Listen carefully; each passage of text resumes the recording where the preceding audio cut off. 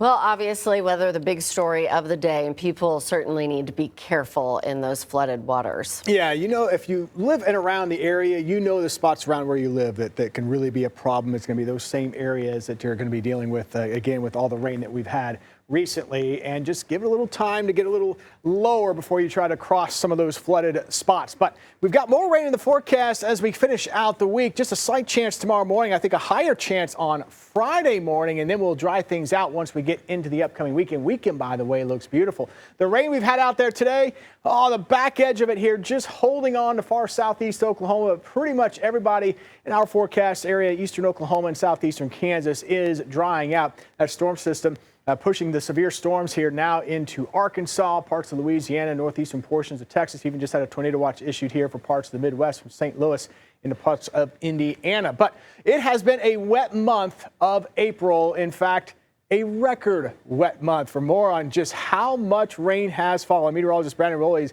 breaking that down. And Brandon, it certainly has been a soggy go this month. That's right, Michael. And just about an hour ago, we counted it all up, and officially at the Tulsa International Airport for the month of April, 10.99 inches. That breaks the old record from 2017 of 10.44 inches. And last April, we had just about over 6 inches. So what a difference compared to a year ago. And lots of flooding going on, of course, across Green Country. We have been reporting on that. Almost 5.5 inches in total there around the Skytook area. And as we take a look at some of our chaser video from our weather chaser Mark Folta, this is some of the flooding ongoing in throughout the Sperry area, and also a couple of videos from Turley, some neighborhoods being flooded out there in Turley. And if we see this one video here from this it looks like a little bit of a field, and then as Mark zooms in, you can see some of the flooding there around that RV. Michael?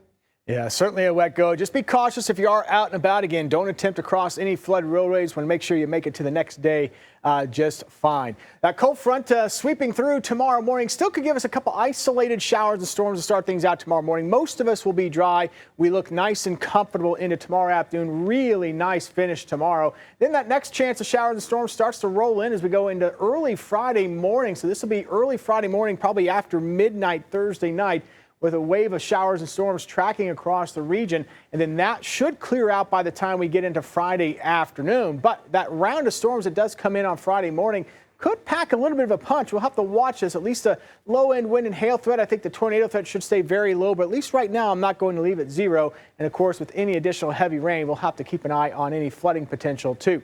Just some clouds out there now as we dry out over Tulsa. Great view here on the Wade's RV Weather Camera Network, looking back toward downtown.